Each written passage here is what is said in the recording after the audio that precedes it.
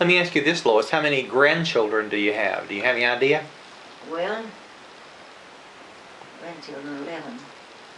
And the great-grandchildren doesn't pass that, I think. How many? You got any idea? More than 11? Well, yes, more than 11. Yeah, 12 or 13. That's a big family for sure.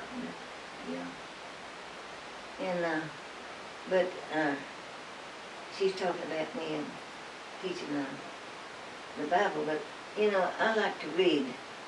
And now my eyes are getting bad and I can't read like I used to. And, but I love to read. You know, I call it my books my friends. I lived here about 19 years now, I think, this year, November, by myself, but I love to read. And I get lonely, I can just sit down and content myself with reading. Have you I got? have good books. I don't have no trash looking myself, but I got back there in my den this many or more back there. Have you got the Bible on cassette or CD that you can listen to? My Bible, I've got how many Bibles? I don't know how many I've got. I don't remember how many I've got. She does have a copy of that. You're talking about What the was CD. that? You've got the cassettes over here, the Bible on Yeah. cassettes. He's asking you. I believe Marie gave me that. I'm not for sure when she went.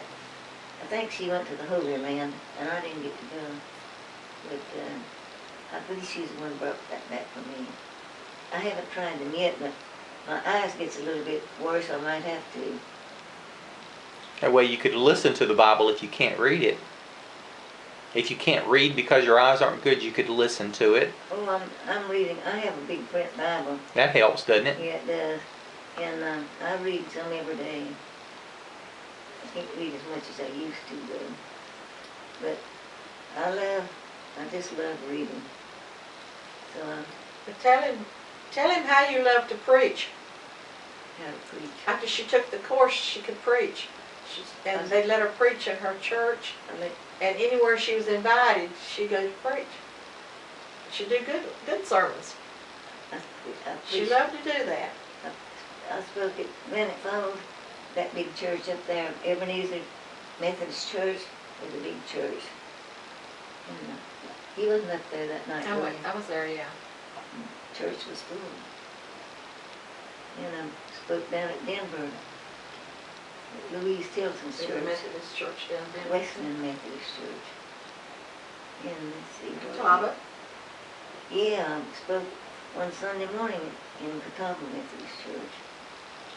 And you know, my first sermon that I preached in a church the first time, my topic is, are the days of revival over?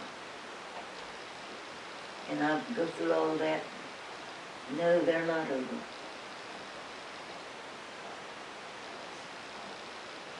In Chronicles 2, 14th verse. 2nd chapter and 14th verse I read. And if they had us go now, think about the time. If my people which are called by my name shall humble themselves and pray and seek my face and then Turn from their wicked ways. from heaven and what's Heal the rest of it? and heal their land.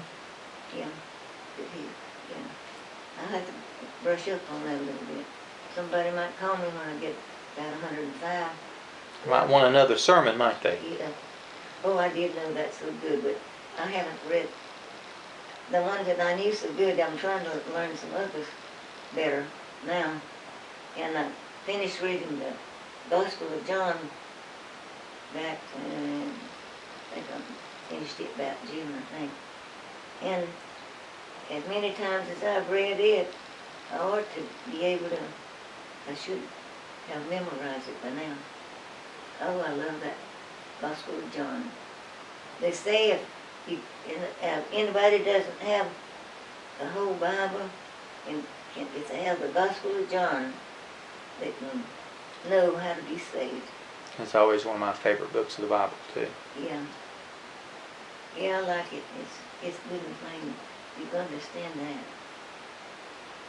I can't understand why they crucified Christ, caused him to suffer so. And when I pray sometimes and I tell the Lord that I'm sorry that Jesus had to die for my sins, that he died for the sins of the whole world.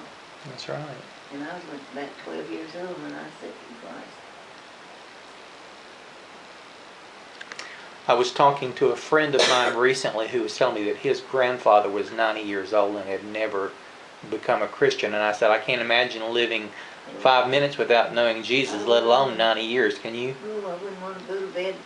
And I went to bed at night and couldn't sleep before I got saved because I was afraid Christ would come before I got saved. I wanted to be saved, but I hadn't read the Bible much back then at that time, about 12 years of age. And I really didn't just know how. But then as I grew older, I found out by faith. Well, I believe he's coming back soon, and I believe we're closer than we've ever been before Mhm. with everything that's happening in the world. Mhm. Oh, it's awful the way people are living these days. And atheists.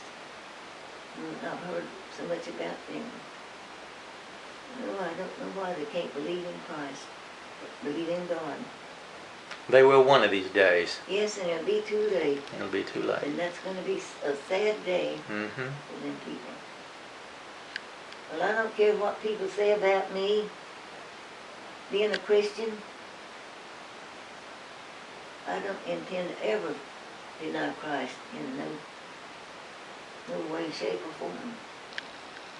And I know people were afraid, and many people have died because they believe in Christ. They won't. Some have denied him too. In the Bible, some of the disciples, was Peter? they was afraid too. They was going to be killed. Mm-hmm.